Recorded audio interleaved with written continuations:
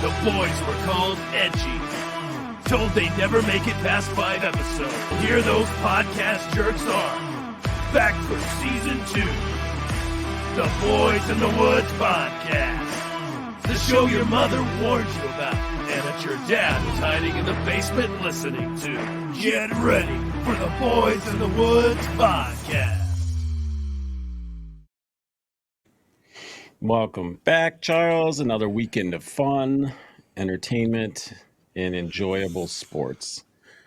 We got to witness a few sport things happen this weekend. Yeah. I didn't watch the golf one. Did you get to watch any of the golf events? I watched a little bit of golf in both worlds, Live and PGA. Congratulations, Scotty Scheffler, on that win. I wish I had Live up in front of me. I actually didn't catch the end of it. I watched about 5 holes. My problem with the Live was that the channel they're on apparently doesn't have HD capabilities yet. So we're watching in like the pre-2010s. So it's blurry. It's blurry as shit on my screen. I don't understand what was going on with that. And I get it. Comet television. So I'm sure with this money, they're and I promise you, if we pulled up all the things on the internet about it, that they're upgrading their infrastructure. But I like the presentation from Live over the PGA. I love that ball tracker. I like the team. I like that. I was just telling the father-in-law, which I got a couple of ridiculous stories, but I was just telling the father-in-law, you could have barely made the weekend cut. And on the last day, you bogeyed or parred 17 out of 18 holes.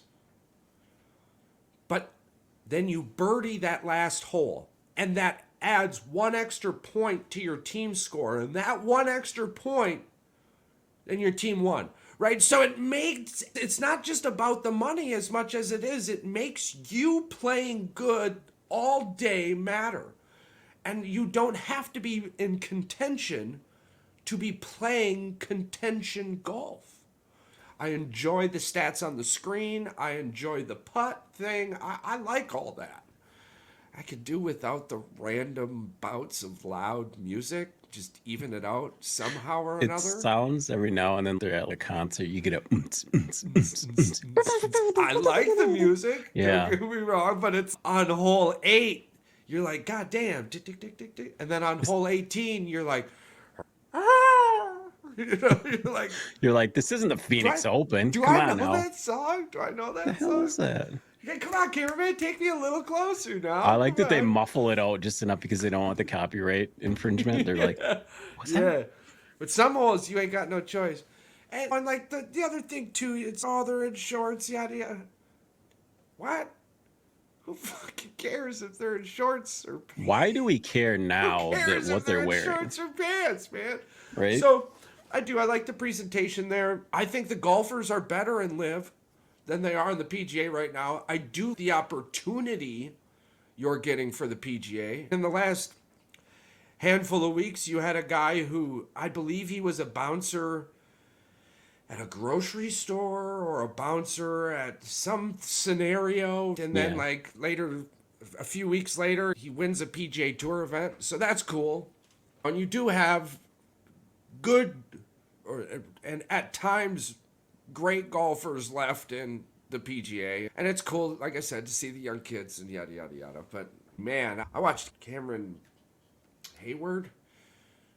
I might be mixing football and whatnot. But anyways, Cameron, I watched him hit a recovery shot, dude. And it was like, it was such a crazy shot that I watched it 3 times. He more or less hit a fucking tin cup. He just tin cupped the sumbitch, but hooked it like it was a crescent moon. And about the 3rd time I'm watching, I realized that the tracker technology doesn't stop at the tree like it does everywhere else. I actually saw through the trees the yellow line. That sumbitch hit the green and everything. And I'm like, that had to have been one of the greatest goddamn golf shots I've seen this year or in recent memory, right? I haven't played a lot of golf in recent memory, so I guess I obviously, like the names. They have their own logo and their yeah, names for their teams. yeah. So the They got, Crushers, yeah, they Torque, got teams. Ripper, Majestics, And Cleeks. honestly, watching Phil Mickelson, that old ass out there, just killing it, man. He's doing well. I think it's the shorts. You got him out of the pants, and he's still playing really good golf. So, what's your favorite team name right there? I like the Range Goats. It's but was it Watson, Uheim, Wolf, and Peters? Yeah, Mickelson's is the High Flyers. the High Flyers. Yeah, Yeah. which is there's a pun in there involving his gambling. The High Flyers? The logo is like a pair of aviators, more or less. Yeah. Oh man. Yeah, I do, and it is. It's fun. It's entertaining. It makes you do throw in the whole Saudi sports washing saga, and I get it. There's money. do. Yeah. There's And- money backing it, so you have And kind of to roll your I've got a very close connection to good reasons to HATE everything about it. We're inside a time specific moment, so I wanted to keep it. Yeah. Now I don't. Hopefully, in the earlier moments, I hadn't done anything crazy, but anywho. But the world today is always so angry about everything. It doesn't matter where you go, somebody tries to turn something into something to be angry about. So I'm as angry as I get, one of the leaders of what rotates our gears in the opposite direction, right? But minivans! minivans again. Minivans Man, again. dude, I could talk Making a about comeback. minivans every effing week, dude. Every week I could talk about minivans, bro. But anywho, like I said, I'm just trying to. It's actually a conversation about soccer today. Like, the Premier League, Liverpool, Manchester, they had a match today, ended 1-1. Honestly, the best part of the. I'm trying soccer. I'm trying so hard. Soccer is hard I'm for trying me. so hard, dude.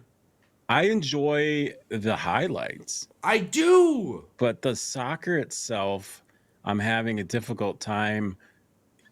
I guess it's the substitution thing gets me. The cards are slowing the game down, and I understand it's part of the game. These teams have strategies sometimes coming in. Sometimes they want a yellow card just to slow the game down and give a guy a breather. And I'm like, Right. okay, I guess it's the same as a foul in the NBA. Okay, yep. We're just trying to give this guy 15, 20 minutes to catch his breath. You know.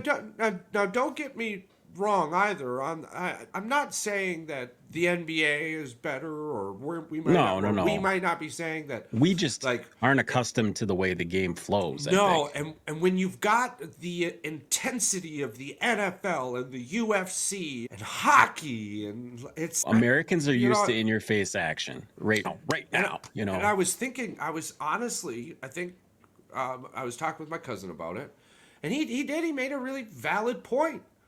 The rest of the world doesn't get the opportunity to see the level of intensity we see at the variety we see it in.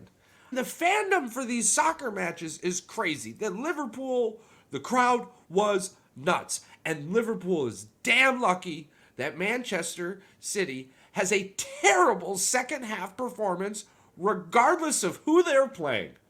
If it was 45 minutes of football.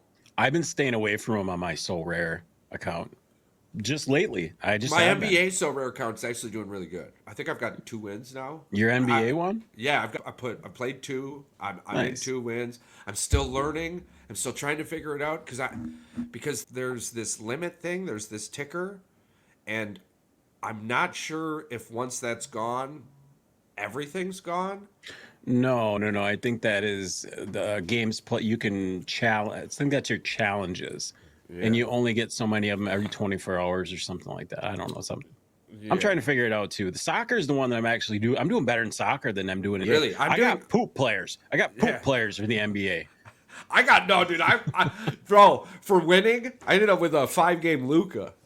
You got a Luca. I got a 5-game Luca. And in my starter pack, bro, I got Anthony Edwards. Shut up. See, that's not fair, dude. You know, and I got D'Lo, bro. I got Anthony Edwards, D'Lo. See, that's why you're 2-0. Yeah, and I've got Zion Williamson. Yeah. So then I end up throwing in Kevin Love because he's super cheap, and every 4 or 5 games he does something okay. So yeah, I got pretty lucky I got way luckier on the NBA than I did on the soccer. But I got a Curry, and I didn't play him for 3 games. Now he's gone. So now I'm like, I got no Curry. If you train them though, you get 2 extra games. Yeah. Yeah, because you put them on the bench. Reserve role. Okay. And we're talking about SoRare.com. I believe there's links. SoRare.com. We've got links everywhere. Go check it out. Start a team. Everything I've done so far is free. Everything I've done so far is free. And it's fun. So it's fun. It's fun. It's free. Go check it out. If you end up spending money, you're welcome. You found a new hobby. There you go. SoRare.com. I'd spell it out, but I don't want to spell it wrong. It's unique. SoRare.com. It's not as unique as I thought. It's fantastic. No, it's not. Corey's doing a promo for us, and he's rare. Is it so rare or is it so rare? I'm like, so rare sounds great to me because it's so rare. You want a cherry Coca-Cola? I told him like gold, so rare. I don't want no cherry Coca-Cola, motherfucker. So anywho, yeah, college, or God damn it, okay, that's better. Soccer, I love you, I'm trying, okay, so I get it. I told my cousin, I said, for the longest time, I did not like soccer. And so I asked myself, why don't I like soccer? Blah, blah, blah, blah, blah. Came with all these reasons. So I said, you know what? If I'm going to watch soccer, I can't watch it thinking I hate it. I got to find out why hundreds of millions and millions of people worldwide love the shit out of this. I need to find out how. So I'm trying. But when you have a match like Liverpool and Man City, and I'm watching what I'm watching, and the opportunities are there, and it ends 1-1, and you're like, you feel like you're shafted in some way. I totally understand how women feel who F on the first date and aren't satisfied with their individual they chose. Yeah. I get it. I get it 100%. I guess that would be the best way to describe that scenario. I mean, I looked at my wife and everything, and I was like, Liverpool and Man City are on. I'm not doing fucking nothing until afterwards. And I'm sitting here and I'm like, man, I could have went to Sam's Club, maybe. I like so, it reminds me, we just watched Old School. It reminds me of the college guys going up to Frank the Tank, and they're like, he's like, what? I can't. I promised a wife I wouldn't drink. And they're like, why? He's like, Saturday, we got a lot of stuff going on. It's going to be a busy day for us. What are you going to do? I don't know. Maybe go to Bed Bath & Beyond. Maybe go to Home Depot. I've just found out Barnes & Noble has sports cards. I could have. Walgreens does too. Yeah, Walgreens has sports cards now. When did Barnes & Noble get? Dude, it came across on a tiki-taki there. Dude, all right. Mandy likes books. That's what I said. Rachel loves Barnes & Noble. The moment I told her, she reminds me about it more often. She goes, we go to Barnes & Noble. I can go to Barnes & Noble whenever I want. She's just telling her friends. I can go to Barnes & Noble whenever I want. Charles, now you can get yourself... The husband has sports cards there. You can get a gift card now. For someone gives you a gift card, you can be like, hey, just give me Barnes & Noble gift card. And you're like, yeah, you want to give me a gift card? Just fuck Barnes & Noble. I like to read. Yeah, just back of sports cards. Make sure it's at least $25. Barnes & Noble. Yeah, exactly. Couple packs. Couple hobby packs. Hashtag Barnes & Noble. You know what I'm saying? Yeah, hashtag Barnes & Noble. F1 Red Bull strikes again. That's my notes. Max Verstappen. You did bring up this up on the. You did post about this. Yeah, I did read it, and I was like, I want to see what's going to happen here. Yeah, the most interesting part of the race was the crash. Stall ended up bumping the wall, fucked his tire up, threw him off into another wall. So there was a restart. Out of the restart, Norris and Hamilton did not pit, and Verstappen and Perez pitted along with everyone else, right? But they started with the medium tires, And because of this early pit, it was pre-lap 12, right? So it was an early pit. So they came out with the hard tires. Sorry about that. I was angry because we're talking the two were in the middle of the pack. They did not pit, and they ended up going into the front of the pack. And that race was in Saudi Arabia, correct? Yeah, absolutely. Okay. Yeah. So coming out now, Verstappen was in the lead, and it was growing. It was looking like it was going to be another replay. Honestly, the race stayed interesting for about 30 laps because of that restart, 100%. Because after 30 laps, it became Verstappen, Perez, and... Yeah, it was a 1-2. It was a 1-2. 1-2-3 Ferrari once again. Yeah. So what became interesting, though, too, was out of that pit, Perez ended up with a 5-second unsafe pit penalty. Yeah. And so the whole race was him racing in second place with basically clean air because Verstappen was so far in front. Once you get in that air. Do you know how many wins he has in his career? Verstappen? Yeah. 6. 56. That's But he has, it's, from last year, we're just doing last year. It could go even further, but from last year and the next two races this year, if Verstappen is number one in the pole, he's number one at the end on the podium. He has yet to lose coming out of that position. And I got to tell you, dude, the skill of this dude, he made his car coming off the fucking start, that first turn, he made his car the whole lane wide on that turn. And it was so, I'm telling you, I referred to, and the wife had to tell me the name, Jean Girard from Ricky Bobby, bro. It was like watching let's give the rookie though a little bit of props. He did finish 7th. He finished 7th.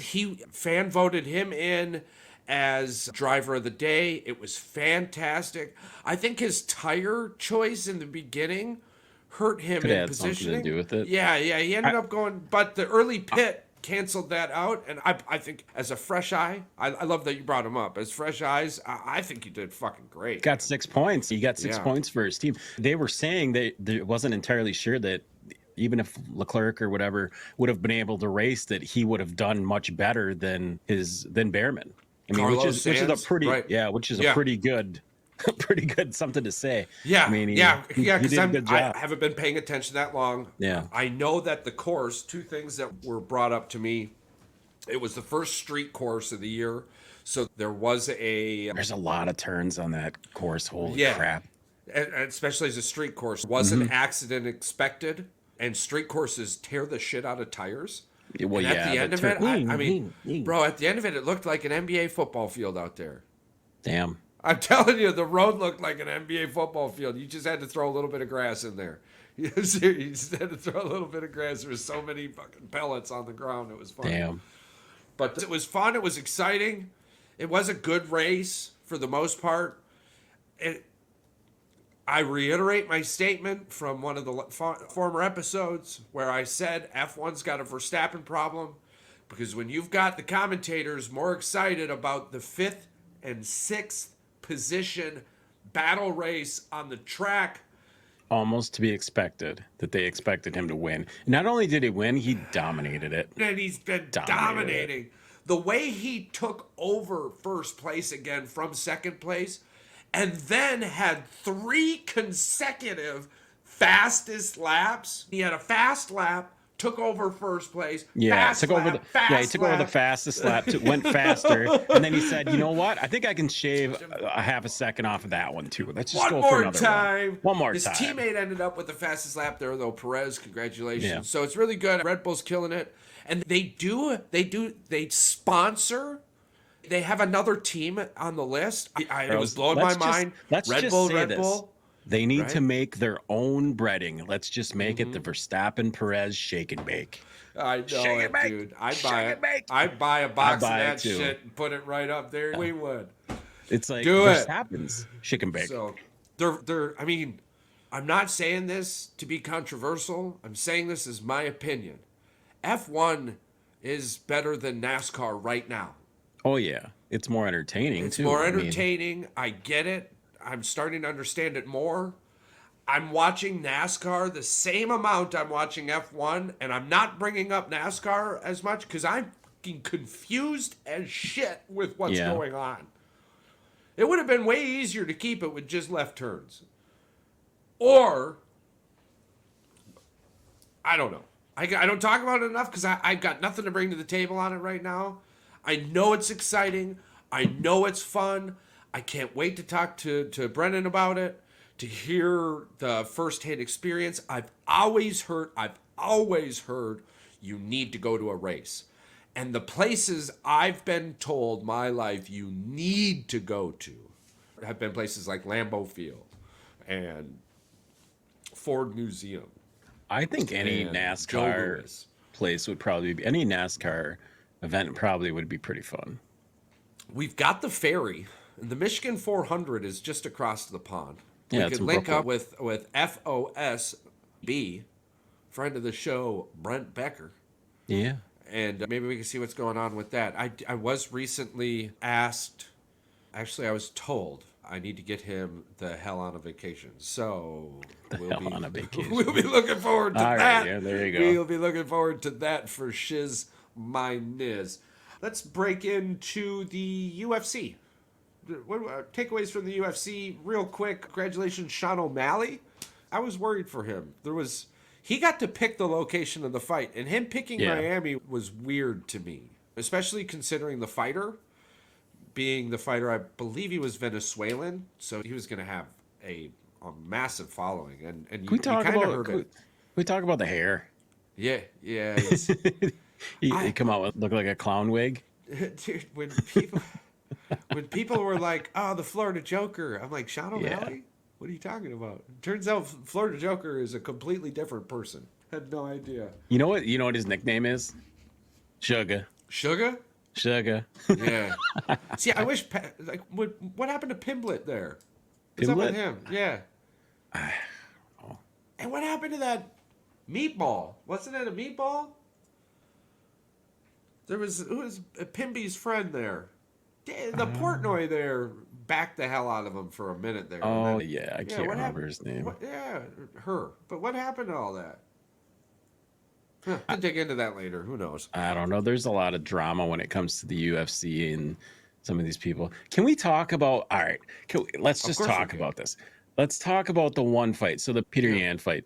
He fought the guy. Can you say this guy's name without giggling? Song Yadong. Song Yadong. Is it Sung Dong? Sung Young Dong? It's SONG space YADONG. Song Yadong. Song Yadong. I don't know. I feel like I'm offending people by Probably saying we this, should stop doing this. Yeah. but I don't know. We didn't mean to. This was, hey, watch The Simpsons for 20 years. You'll be fine. Oh, it's Song Yadong. Sung Yadong. Yeah, they pronounced it for me. Anyway, he got defeated. Kevin Holland, Michael Page. I think Poirier won. Yeah. Now Denise. I wanted to say there was a small scuttlebutt about him possibly retiring soon. Poirier, yeah, he's 38-0 and won no decision. Yeah. That's the thing about the UFC world. It's almost like blinks of an eye. You got to enjoy them while they're there. You really do. So we're all waiting for UFC 300, man. 300. It's going to be the money maker, the sugar daddy of them all. You got the fight card up? I got the fight card from $299, yeah. No, for 300. Oh, for 300.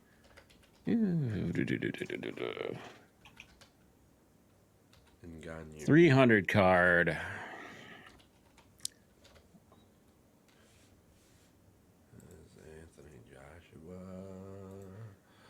We got Pereira, Jamal Hill, Zhang Weili, Yan Man, Justin Gaeth, Max Holloway, Charles Oliveira, Armin Sarukian, Yuri Brukcho. I can't say these names. I don't even know half of these people. Listen, I'm only laughing because I struggle, all right? And I laugh at myself. All right. Yeah. Howie is playing is the bantamweight one though. Here we got going against Kayla Harrison, Sadiq Yusuf, Diego Lopez, Jessica Andrade, Marina Rodriguez, Bobby Green, and Jim Miller. It's a crapshoot card. I would thought there'd be bigger names on it. I thought this would have I'm going to had. tell you, I thought $2.99 from the outside looking in, because I haven't followed the UFC much. I'm picking it back up now, but I haven't followed it much since the military. But Yeah. the names I'm more familiar with were $2.99. Now there were four or five names I knew or know on 300. It's got potential. Yeah, I think what it is somebody can become a superstar if they somehow take the belt away. I think there's 3 belt fights, so that's pretty good here. We'll dig into those. I like that. We'll dig into those storylines and we'll bring it up next week. Yeah, as it gets closer, it's in April, so it's April 13th. Oh, yeah, so we got a minute. Okay. Gonna get into some NFL draft stuff probably before then, but Whoa, yes, way before then. it's a month away. A month away. Okay, a couple of screenshots here real quick. Weston McKinney over there for Juventus is doing wonderful things. He's been hot. Yeah, I picked him in Sorare not too long ago. Absolutely. Let's see, and Christian Ploski? I believe he's got 17 goals or assists for AC Milan so far this season. So he's doing really well also. So these are all U.S. men's national team players. So they're really nice to keep an eye on. Actually, our U.S. men's national team players playing in Europe have been doing very well. We're not talking great, but they have been doing very well. The Bucks get a big win to get out of that lose. I like this. I like where they are right now out of the All-Star. They're 7-2. They're 7-2 out of the All-Star break. There's some questionable shit. The Golden State that performance against Golden State was pretty awful. Golden State to me was a storm, right? Golden State just got smacked by Boston. They were angry. They were at home. Milwaukee was on a 6-game win streak, coming off of a back-to-back day of travel, playing a late game. And if I want to make excuses for them, I could. I don't understand the Lakers game. That game, and people want to talk that the Lakers, yada, yada, whatever. The Timberwolves, the fucking Denver Nuggets right now. We're not talking about those teams, which we handled during our win streak. We're talking about the Lakers. So outside of the Boston in the East, I think New York might be the second best team. I still have Milwaukee. I still have Milwaukee as honestly 1B. I think their playoff, if they get the second seed, the crappy thing is they're half a game behind Cleveland. Mm-hmm. Oh man, Cleveland's playing good. The thing is that it's like the Cleveland, without their best player, they're still beating some really good teams. Yeah, they came back from 20 the night after the Celtics smashed Golden State. And this is the NBA, right? This is the thing. This is the regular season. This is the same thing I stress in the NFL. Cleveland's the second best. Cleveland's got the second best defense. Yeah. Defensive rating in the NBA. Who's number one? The Timberwolves. The Timberwolves? Yeah. Absolutely. Defense is doing real well. And I bet in that 5 category, the Denver Nuggets. But anywho, where were we at there? Oh yeah, so the Bucks, right? Yeah. Because the regular season, they're still trying to figure it out, man. This is their first season together as superstars who both handled a majority of the ball, and now they're trying to eat out of the same pie. We got to give them the regular season. I'm okay with that. I do get befuddled when the defense does some questionable things, and we're not seeing progression, like letting D'Lo go off for 40. That's crazy to me. Did it help my So Rare team? Hell yeah. Did I need it to help my So Rare team? Not really. I'm glad it did. But come on. But they came back. There's some really nice stats here that I did want to point out real quick.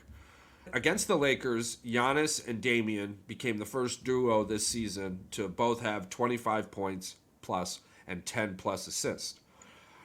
Against the Clippers, they became the first duo to have back-to-back games with 20 plus points and 10 plus assists this season. They combined for 69 points today against the Clippers. So when they're playing together, when they're playing hot, they're playing really good.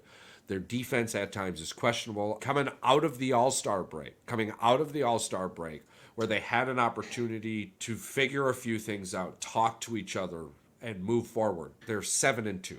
There's a problem coming up, though. They have the hardest end of season schedule of any team in the NBA.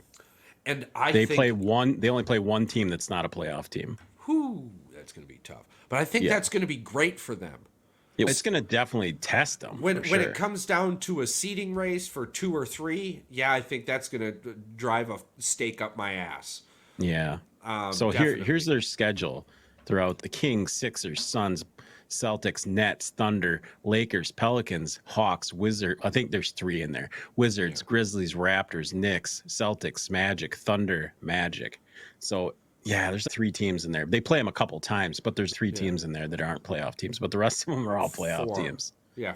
You got the Magic. They're on the edge though. They're not. I think they're on the outside. Still, but regardless, it's 3, tough. 4, it's tough doesn't either matter. way. It's tough. Yeah, 100%. I agree. I like that. I do. I like where they are. I like that they're progressing, right? 7-2 out of the All-Star break is fantastic. With a 6-game win streak, stopping a losing streak from occurring. You can lose back-to-back games. That's not a losing streak. You lose 3 games, that's a losing streak. And the last time Milwaukee was on the West Coast, we ended on the West Coast going into the All-Star break, and we were getting our fucking ass ragged. To steer it back, I'm excited. We'll see what this week is. We're still on the West Coast, I believe. Can we talk about college basketball for one second? Of course, yeah, of course. Can we bring the Michigan State game in? Yeah, absolutely. Should Michigan State, if they go 0-1, they're projected in the Big Ten a tournament, 9 seed. If they go 0-1 in the Big Ten tournament and lose to shout out to Iowa, Caitlin Clark. Congratulations on winning the women's Big Ten tournament. But they did win today? Yeah, they did win today. Big. Oh, nice. Yeah, they did. Just pummeled Michigan. That's the only game that I watched. Yeah. I watched Michigan come back from 17 down in the third to beat Indiana, and then they had an 8-point lead versus Iowa. And by the time I watched it, they went on a 25-5 I think it was run. 94 to like 60 something. Yeah, 68 or something like that. That's just bad. They're good. They're just that good, man. They're good. I hope they win the championship this year. I don't think they will, but I hope they do. I hope so. I just apparently because a bunch of people in the media think that Dan Marino is trash. Where did this come about? I'm just saying, if you don't have a championship ring, you're trash. Oh yeah. Did you see the Pat McAfee, Stephen A. Smith got into it? Oh, I can't wait. Posted it. I posted it in our chat. So apparently Pat McAfee had called in to Stephen A. Smith's show, or he was talking to him on the phone. This is 3 days ago. I think it was Saturday or Friday or something. Anyway, he called into his show or talked to him on the phone, and he called him an MFer.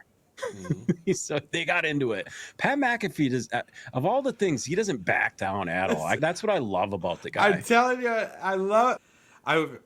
I was upset, maybe because I was a sissy fan for some reason, right? I think blah blah blah blah blah ESPN, but damn. So he could be a better guy at ESPN right now. He's banned Stephen A. Smith's show. That's the best part about it. He's not allowed on the show. Do you think Pat McAfee That's gives like a the shit if GM he's for the allowed on his Pistons? show? It's like the GM for the Pistons, Troy Weaver, there kicking out a fan because the fan told him you suck at your job. Yeah. Oh, bitch.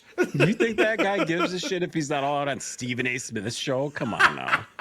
Pat McAfee, the dude who was giving away 6 figures for field goal attempts, cares that he's on the fucking Pat McAfee. Right. I can't be on Stephen A. Smith's show. We're going to fuck yourself.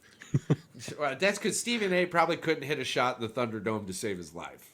I hope that Pat McAfee challenges him to a punt off or something crazy. Just anything. Anything sports related. related.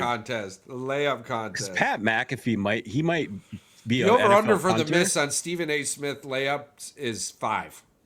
I think he misses. 5. I would go on the under. He misses a layup inside 5. I bet you with Pat's buddies on his show, if you got him in a 3-point competition or a free throw shooting thing, they would train his ass, and I bet you he would be able to make A a Team huge 14 charity row. event, Pat would put all the money. Oh to, yeah, I mean, for sure. He would be like, keep "Let's money settle to the he beef would right keep now." money for his daughter, and the rest of it that was his personally. There you go, Obviously, Pat. We are telling know. you right now to challenge Stephen A to a charity event. All the proceeds go to charity. You'll win it, baby. Number one. You're number one. Yeah, I'll cross state lines to legally ensure that security. You know what I'm saying? Exactly. Charles and I be bouncers for it. There you go. We'll be bouncers for this event. Oh man, that'd be too funny. Quick segue into spring baseball. Hey, I love The more fans, I'm man. watching it, Charles, love the more I fans. think Cheerios is going to start for the Brewers. love The more the I fans. watch, the more I think. Because what is spring baseball all about? Finding what you have waiting in the tank. Yeah. You know what you had last year. And this is spring training to them. So they're out there tweaking the things they're trying to get better at. They're in practicing all day at the things they're great at. That's why they're making a hell of a lot of money being MLB players. So when you get these games and you're seeing like we lose 3-1, right? Yeah. Okay, I think the pitchers had a really good day that day. You're only giving up 3 runs. You're not giving up 9, okay? Because there's days you're winning 9-7. That's not a good game. Well, Rob even said it. Rob told us, he goes, when I was in the minors, he goes, a lot of times if I was thinking I might get called up, the scouts said I need to work on my curveball, or I need to work on my slider, or my 12-6. They tell them what you need to work on, and that's what they work on in spring training. Absolutely. So that's the same thing. If you're trying to feel that slider out, I want you to give up home runs on your slider now, so you're not giving up home runs in October. Find that location now, because they don't matter. They will matter, like you said, in October. Absolutely. It's a big difference. July. You talk to me after July. If we're having these issues in the end of July or the middle of July, they usually get pitchers the entire month of April to figure it out. That's what I'm saying. We got a problem. Baseball's hard, but you got to give people time off. I get it. Kicking a football and throwing a fucking fastball is 2 different things. Right. Y'all in those comment sections need to just calm the shit down. You don't understand spring baseball. I'm not that worried about the baseball comment section. Those guys seem like a bunch of pussies anyway. So it's okay. It's okay. You guys can have your opinions. The Tigers are doing really well. The Tigers are playing very well. The Tigers the players positionally that are supposed to be doing well outside of Javier Baez doing great. I think the Miguel Cabrera monkey off the back thing probably helps a lot. They're not having to think about, we got to get this guy playing time. He's got to get his hits in. They don't have to worry about the circus that is his when you give a guy tour. a $1 billion 30-year contract, yeah, years 27 through 30 aren't going to be really good. Yeah. I agree with you, Pat. I do, 100%. I think we're going to see a younger... I think they need to get rid of Baez. It's time. Eat that contract also. It did what it needed to do when it was established. It brought more fans to the stadium. It did. It made people buy jerseys. Well done. Oh, Charles. Stop hitting a dead horse with a fucking metal bat. The Tigers declined his option. That's why he did retire. They bought him out for $8 million. So he is off the books for the Tigers. Yeah, he's done. No, that's it. I thought he was still on the books. No. For another couple of years. Yeah, that's what I'm saying, bro. Good. Then they got money now. They got some cash. They still got Verlander and Baez, but they're getting there. I think the Tigers... Baez still plays there at least. Does he? Holy shit. My bad. Yeah. He swings a bat and throws the ball every once in a while. He plays occasionally. He's like that eighth, that person making $10 million playing 8 minutes a game in the NBA. But I agree. Okay. I think that about one final thing here. Boo boo. We're gonna pull this up, we're gonna watch this together. You ready for this? Yeah. All right. Here we go. This is the Anthony Joshua versus Francis Ngannou. Here's the first pippity pap. Couple little.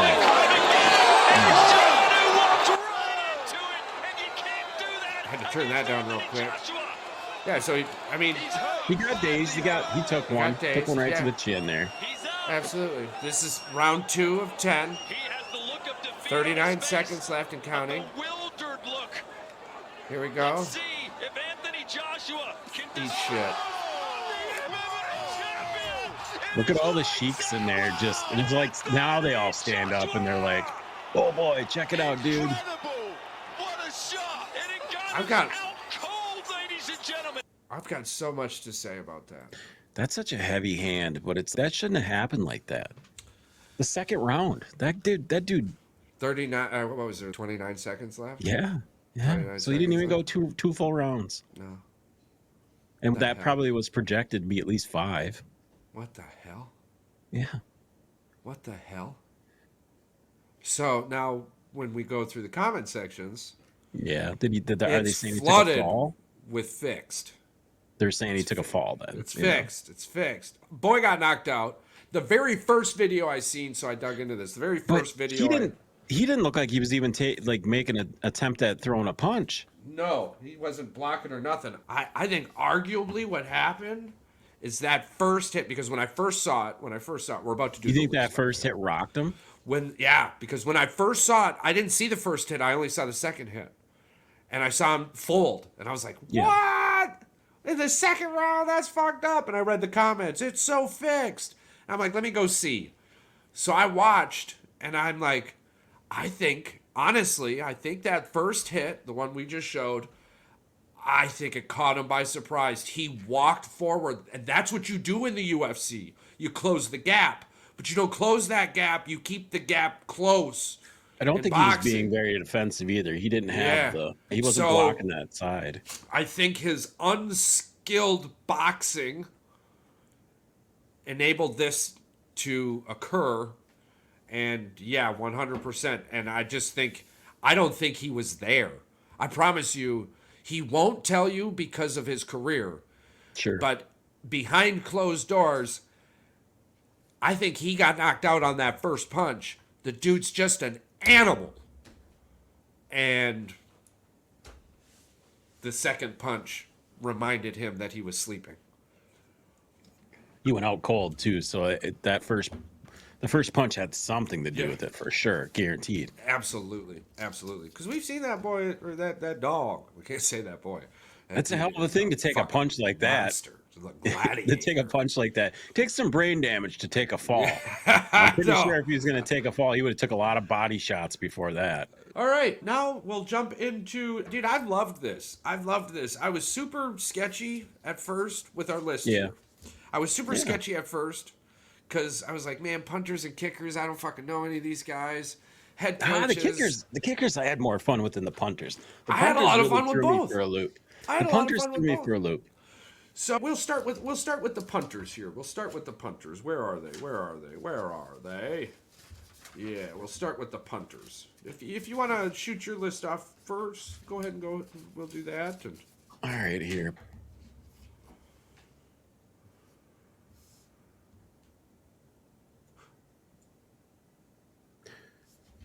I didn't put teams next to these because I was too busy just typing them out. That's right. But I've got number 10, I got Lou Headley. Number 9, Jake Bailey. 8, Jordan Stout. 7, crap, I didn't move this around. Anyway, I have 2 tied at 7, was Jake Bailey and Jordan Stout. Corey Borquez at 6, AJ Cole 5, JK Scott 4, Behringer, and Thomas Morstead number 1. For some reason, I have 2 players in here doubled. I must have messed something up. I like that. I like that list, and it's comfortable. And the thing is, Thomas Morstead is going to be a Hall number of Famer. 1. He should be number 1 on a lot of people's lists. When you punt 99 fucking times in one season. I liked his amount of kicks that he had inside the 20 is my stat. I liked that. I liked that. I did. Where do I have it here? He's got 6 out of 99. Yeah, I took average. How I did mine is I did average length, punting average inside the 20, and then I did amount of kicks. It's not their fault. They got I love that. I love that because that's where I was. I like the list. I've got no problem with it. let's jump into my list and then we'll talk about. Of course, coming in at number 15, I have Cameron Johnston. Houston. Yeah, I've got Cameron Johnston, Houston. Number 14, Mitch Wishnowsky, San Francisco. 13, Jordan Stout, Baltimore. 12, Rigoberto Sanchez, Indiana. Rigoberto. Yeah. 11, Ryan Wright, Minnesota. 10, Thomas Morstead, New York Jets. And I'll get into that. We'll do a little bit of back and forth on that, my reasoning for that. Number 9, Ethan Evans, LA Rams. Number 8, Corey Borquez, Cleveland. Number 7, Brandon Mann, Philadelphia. Number 6, Michael Dickinson, Seattle. Now, top 5, here we go. Jake Camadara, I probably said that way wrong, Tampa Bay. Number 4, AJ Cole, Las Vegas. Number 3, Blake Gillikin, Arizona. Number 2, Brian Anger, Dallas. Number 1, Ryan Stonehouse, Tennessee. Now I did something similar with your list, but I went a little bit easier with it. I went just straight average distance of punt. Yeah, but average distances, it could have been like, it could have rolled. It's better. I don't disagree. I don't disagree. Is that more on the team's coverage, though? Does that just have a better special teams? That's where it started. Wonder. That's where it started, because I wanted to, like, oh, man. One significant thing about, I think, my top 10, 2, 4, 6, 8, or 8 out of the top 10, is that they didn't give up a touchdown. Now, and then I started asking myself, is that their fault? Or is that special teams' fault? Or is that the coverage of the special teams? Did the punter... So I started to go... And I'm like, you know what?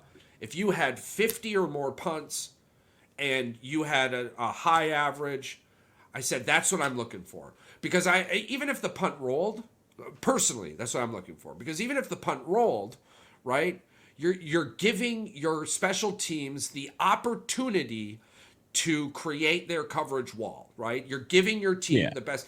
And it does appear that the top 8 highest averages did achieve this. They have some of the lowest return yards, and they do have 0 returned touchdowns. I did look at inside the 20, and the reason I put Morstead below, and I do feel bad about it, because I believe it's more on the team than it is this individual, right? Oh, for sure. But when you have 99 punts and only 36 of them go into the 20-yard line, that I had a problem with that. Now, maybe if you only had 60 punts, you still would have had 30 or 20 to 30 of them, and yeah, I've got you number 1, number 2, number 3 on the list. But because you had to punt 99 times, I'm not thinking about what could have been if you don't have to punt 99 times. Now, I love his positioning for next year, especially if Aaron Rodgers stays healthy. I love that. I really do. But for me, it was some of the really most interesting thing. Dude, fucking Morstead almost hit 5,000 punt yards, bro. Oh, yeah. He had 4,800 something. I got it here. 4,831. He had Crazy stat. He had a 62-yard long. That's another reason why I had him in the top 8 and the top 10. Those longs, he's got one of the lowest longs. He doesn't have that power leg. So for him, positioning matters. And it did come out in the 99 punts to the 36-20. Because on the opposite foot, you've got 77 punts from Jake Camarda from Tampa Bay. He's averaging 50 yards, 74-yard long. He's got 26 inside the 20. That did, though, allow for a little bit more on the return yards. But now are we arguing special teams? Yeah. But I like the list. This was the interesting thing about this. How many punters did you know before walking into this? None. Not really. Maybe one. And most of them I knew by dumbass. Right. And I don't mean that to be rude. You just, performance generally, dumbass. The kicker one I had more fun with, though, because I was like, there's a lot of guys I like their name, but they were like, there's so many guys that were tied stat wise together that I was just like, oh man, I really like this dude's name more. So I kept it easy with this. We'll roll right into the kickers. I kept it easy again for the kickers. I don't know if I put the deserved effort into it, but I put in an enjoyable amount of effort into it. Starting off, coming in at number 15, congratulations, Nick Folk. Your old ass still made a list. Tennessee. 14, Blake Grupe, New Orleans. Side note, the cool names thing is why I originally put 15 people on the list. I just wanted to get some of these cool names out there. Yeah. Brandon McManus, Jacksonville, coming in at 13. Will Lutz, number 12, coming in for Denver. Number 11, Jake Elliott, Philadelphia. 10, Cameron Dicker, kicker right in the dicker. Cameron Dicker, LA Chargers. Coming in at number 9, Young Ho, Atlanta. Coming in at number 8, Justin Tucker, Baltimore. Yeah, he didn't have a very good season. He didn't have a very good season. He had a great season in the age of the kickers, but we watched this with Mason Crosby. I would not be surprised if we saw Baltimore pick up some special teams players here in the later rounds in the draft coming up. Coming in at number 7, Matt Gay, Indiana. Coming in at number 6, Dustin Hopkins, Cleveland. Coming in at number 5, who could arguably be higher, Harrison Butker, Kansas City. Coming in at number 4, Jason Myers, Seattle. Coming in at number 3, Cario Santos, from Chicago. Coming in at number 2, Craig Zerline, New York Jets. When you're kicking that many field goals, you're going to find yourself high on the list. Well done, Craig Zerline. And coming in at number 1, Brandon Aubrey, Dallas. Small note, the one thing I did for this list, and because it worked itself out, was I punts attempted versus punts made. I don't care about anything else. I wanted the person with that best punts attempted, punts made scenario. And the reason Justin Tucker is 8 on this list, I think, has a lot to do with him being 1 in 5 on 50 yarders. Yeah. So I'll be interested to hear your list. What do you think about that? I like your list because you're going to find out why. Number 10, Young Ho Koo, Atlanta. Number 9, Dustin Hopkins. Number 8, Matt Gay. 7, Jake Elliott. 6, Cameron Dicker. 5, Chaim Fairbairn. Number 4, Jason Myers. Number 3, Harrison Butker. Cairo Santos from Chicago. And number 1 is Brandon Aubrey, like you have as well. Yeah, so we both think Harrison Butker could be higher, could be lower, but he didn't have that great of a season either. No. Finished fifth in the league. Here's the crazy stat for Aubrey. His misses were from 30 to 39 yards out. All of his misses. Yeah, they had to have been shanks. I'm not sure what was up with that. I did really Butker's 38 for 38 on pad attempts. Something I do want to point out to the fans, though, is that Jake Moody, Pat, 60 for 61. Right? So San Francisco needs to just blow some gas. He had one miss inside 30 for 39. He only missed 4 field goals, but he only attempted 25. Yeah, absolutely. He had one miss inside 30 for 39, 2 misses, 40 for 49, and what's this? 2 misses from 50 plus. And he had a long of... No, he didn't have 2 misses from 50 plus. I'm sorry. He had 1 miss from 50 plus with a long of 57 with 123 points, which puts you in the top 15 for points for sure. I want to say top 10. Let's just say this. Anders Carlson was not the worst extra point kicker in the NFL this year, everybody. He was ahead of Brett Maher, Michael Bagley, Lucas Haversick, Mason Crosby. He only kicked 7. Eddie Pinheiro, and Matthew Wright. Okay, he wasn't the worst, everybody. Yeah, I mean, makes inside 20, makes inside 30. His misses came from 40 out. We do want to be upset. I believe there's the extra point. I want to be mad about the extra point. Where's that? 34 for 39 on the Pats. Yeah. That's what I want. That's what I'm upset about. That's got to be better.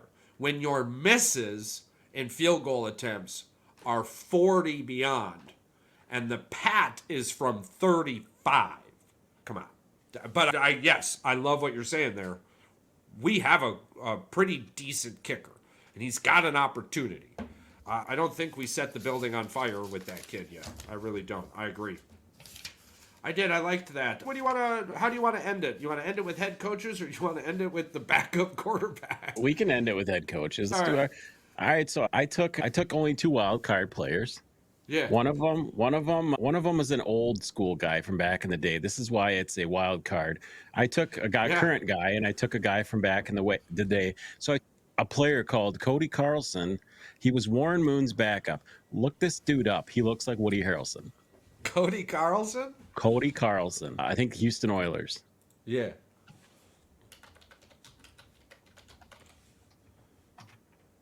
Images. It was the Houston Oilers. Who'd you say he looked like? He looked like Woody Harrelson in one of his pictures. With the hair. Did you see it? Did you see the one that I'm talking about? I could definitely see. Yeah, listeners, y'all got to go out there and look up Cody Carlson. I want his card now, man. I want his card. Yeah, I think we might be able to get him on the show. I think he's the president at Baylor University. Yeah. All right. And obviously my wild card is Gardner Minshew, man. I love the shoe.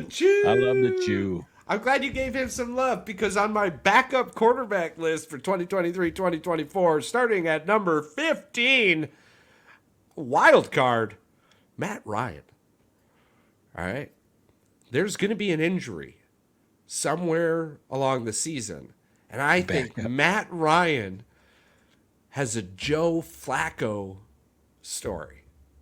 Yeah. I think Matt Ryan has a Joe Flacco story. So he's a backup sitting on a couch for some team that they don't know needed him yet.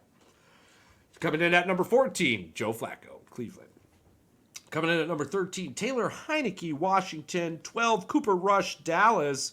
11, Mason Rudolph, Pittsburgh. Those are basically your honorable mentions. They had some really good stories. They did. They had some good opportunities. I think if you find yourself with them as your backup for next season, I believe that as long as it's not an Aaron Rodgers situation or Deshaun Watson situation, you'll be great. I think you'll be just fine. Coming in at number 10, Drew Lock, Seattle. 9, Tyler Huntley, Baltimore. The thing about Tyler Huntley is that they try to play him like Lamar Jackson, and there's only one Lamar Jackson. Oh, yeah. And I think that hurts him more than it helps him, but he's a really good kid. He's got a really good head on his shoulders. He plays like a dog. I like him.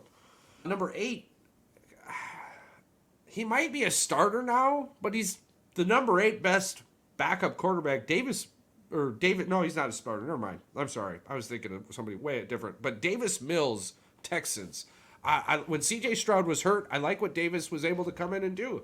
I think that had everything to do with the coaching staff and understanding that they're playing with a backup quarterback, not a starting quarterback, which is something now I'm even questioning myself on my head coach list, but maybe the Baltimore staff should have figured out too. But anywho, number 7, I think, is because he's in a really good spot, and I did just recently get a PSA 10. Sam Darnold, 49ers. Number 6 on this list, because New York is a terrible place, Zach Wilson. I think being able to just survive that place mentally and physically, well done, Zach Wilson. Congratulations. He's making $8 million next year, so. Yeah, congratulations. Coming in at number 5, he's had many opportunities playing throughout the last few seasons. I've liked it. It was a bummer he got hurt. I would have liked to see what he did in Washington. Jacoby Brissett. I would have really liked to see what he did in Washington. Number 4, Marcus Mariota for Philadelphia. With the right coaching staff, Marcus Mariota is a Swiss Army knife for 1 or 2 games. And the dude's a dog. He'll get you the opportunity. I like him as a backup quarterback. That's number 4. Number 3, honestly, one of the magical moments of last season, I think because he's so damn smart, he can continue that, Joshua Dobbs. I loved the Arizona situation. Oh boy, didn't even have the jersey yet. Got himself a starting quarterback job in Minnesota and then ended up pissing it away at the end of the season. Oh, he got hurt, didn't he? Or did he get benched? I can't remember. Yeah, a little bit of both. We'll say a little bit of both, which puts him at a wonderful backup quarterback position. He's going to come in. He's where he's supposed to be. Absolutely. I love it. I love it. And the dude's so smart. He doesn't need football. He plays football to keep his body in shape. I'm pretty sure that's the scenario we're living in. Coming in at number 2, your favorite and mine, the Chew. Gardner Minshew for Indiana. I love the guy. I love the story. I loved his vibe. I love the energy. It's just the dude. I'm here to play football, and I look like I did pornos in the 80s. I love the Chew. He keeps it. He keeps it chill. Keep being you. Coming in at number 1 might be a shocker, but I love him. Maybe the NFL doesn't like him too much. Jameis Winston. The dude is a teammate. Because he's rapping on He's just a teammate, bro. He loves you like he loves himself. He's there for you. I mean, probably the best, worst backup quarterback ever. Yeah. What do you have? 30 touchdowns, 30 interceptions. The only player to ever do that. But he was always trying to make a play, dude. Always trying to make a play. So I'm saying, backup for life. Play a hashtag, get those millies. And love that New Orleans environment. I do. I like them. We'll springboard right into the head coaches there, because that was backup quarterbacks. All right. So interesting to watch next season. If you need somebody for fantasy, you got a bencher. Anybody on that list can be great. Coming in at number 15, Sean McDermott, Buffalo. Coming in at number 14, Todd Bowles, Tampa Bay. Coming in at number 13, I meant to switch a few of these, but whatevs. Coming in at number 13, Mike McDonald, Seattle. Coming in at number 12, Mike Tomlin, Steelers. Coming in at number 11, Sean McVay, LA Rams. Something I do notice about this list right off the bat, that 6 through 10 has coaches that you would think should be in 11 through 15, because there's coaches in 11 through 15 with Super Bowl rings. What are they doing down there? Let's just say, in my opinion, coaching-wise, there was a little bit I took into this. There was the player aspect, the media aspect, the likability, the how you take care of your players, where you finish at the end of the season, how many times you've been there, yada, yada, yada. Coming in at number 10, Kyle Shanahan, the 49ers. Listen, man, not everybody can be a bride. This dude's a bridesmaid. He's coming in at number 10. Just deal with it. Coming in at number 9, Mike McDaniel, Miami. Coming in at number 8, Kevin Stefanski, Cleveland. Coming in at number 7, Kevin O'Connell, Minnesota. Coming in at number 6, Dan Campbell, the Detroit Lions. 5 through 1. Here we go. Number 5, D'Amico Ryans, Houston. Number 4, welcome back to the NFL, Jim Harbaugh, LA Chargers. Coming in at number 3, John Harbaugh, the Baltimore Ravens. Coming in at number 2, I don't care who you are, Matt LaFleur, Green Bay Packers. Coming in at number 1, Andy Reid, Kansas City. I think Andy Reid has the best hugs in the NFL. He's obviously going to be number 1. And I like the player and coaching relationship that Matt LaFleur has in Green Bay. This may be biased. I'm okay with that. I like how he takes care of his players. I like how players earn their playing time. I like how Matt LaFleur coaches football in the NFL. So if he has a Super Bowl, he's number 1. When he wins the Super Bowl, he'll be number 1 on my list. I have all playoff teams on my list. As it should be. Because I assume that these are teams that have to have playoff caliber coaches to become, and these are teams that are consistently in the playoffs. Yeah. For the most part. So at number 10, we've got Nick Sirianni from the Eagles. It could be a player thing, could be whatever, but he still gets the job done. I like that. Number 9, his predecessor, Doug Peterson, Jacksonville Jaguars. Did not quite do the job this year, but I believe that he did it when he was in, he did do it when he was in Philadelphia before Nick Sirianni. He did also win a Super Bowl. So there's that. Number 8, I got Matt LaFleur. The reason he's not higher on the list is I just want to see a little bit more. I want to see another season or two. I love it. I love it. I love it. I do. It's the fact that he's on the list. And we got 7. I got Mike McDaniel. He could be even off this list, to be honest with you. But I just like his energy. And both of us, I think, had number 6. We had Dan Campbell, Detroit Lions. Yeah. And that's just because he turned that program around. He turned Detroit around. So you got to give him credit. Number 5, I have D'Amico Ryans in at number 5 as well. Yeah. I believe that he's probably one of the smartest coaches out there as far as like getting players to do it. And I got 4, Kevin Stefanski. What he did last year with Cleveland is unbelievable. I agree. A lot of these are based off of performances of what they did too with what they had. Yeah. Number 3, John Harbaugh. Can't go wrong with that. Number 2, just because this dude's one of the better, like, mentally preparing for a football game. He couldn't get the job done this year in the Super Bowl, but he's still a really good coach. Kyle Shanahan. And Andy Reid's number 1, obviously. There is no other. He is the GOAT. Yeah. And I believe when it's all said and done, once he gets a couple more rings, he will be the greatest coach of all time. His tree is ridiculous. Absolutely. Yeah. I agree wholeheartedly. I like you the said, list. There's so many of them coaches that could have just been, there's a lot of them there. We just have them in different places. Like, it's just I believe this guy's going to break through. Like D'Amico Ryans, like the fact that he went from not being a head coach to being in the top 5 on both of our lists says a lot. A lot of respect for what we have, for what that guy can do. I love the guy. I love his energy. I love his demeanor during the game. Yeah. I'm here doing a job from start to finish. And then after the job's over, there's the human reaction. And I love it. I love it. You get the Bill Belichick with the Matt LaFleur energy. You really do. I absolutely love it. That's our lists. I loved them. We're coming up on the end. We've got 4 positions left, bro. We've got 4 positions left. Center, defensive tackle, outside tackles. Did we already do them? We did the defensive ends. You could do center. You could do guards, left tackles. We didn't do any offensive linemen. We could do the entire Okay, cool. Yeah, so we'll do the center, the defensive tackle, the outside tackle, and the guards. And so don't left, worry, right, doesn't matter. Don't worry, Mike. You can still include Kelsey in there just because we're going from 23 to 24. But you can put him in there. He can't be in the top 10, but he can be in your top 15. He could be in your top 15. We'll allow it, bro. We'll allow it. So that'll be exciting. We didn't know he was going to retire. So yeah, and absolutely. And if there's time, we'll probably let them shoot out their lists. But otherwise, we'll if there's big cry for it, we'll pull it out of their teeth. We'll pull their teeth out and we'll get some lists. But otherwise, don't forget you can find all of our goodies and logos and items for Joy at boysinthewoods906.shop.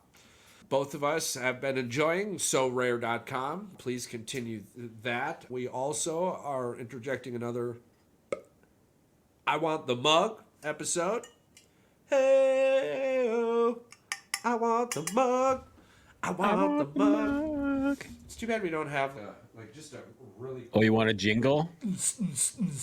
I want the mug. I want the mug. I want the mug. So don't forget, you got to go to the YouTube page, subscribe, and then comment I want the mug on these episodes that have I want the mug.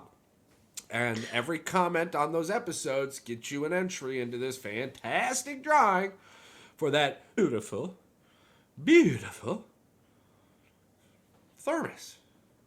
If you guys are interested into the scary, the obscure, and the downright scary shit, we're going to be having Rye Codex on tomorrow's episode, and he will be posting it live on Thursday, so you guys can get scared shitless on Thursday with Charles and I. We can't wait to hear the ghost stories. I can't wait. I'm excited. I love it. I have a really bright light in the backyard for when it gets nighttime, so bring on the scary stories. I think that he's going to tell us some stuff that's going to really shock and awe. I'm super excited. Can't wait for it. So absolutely.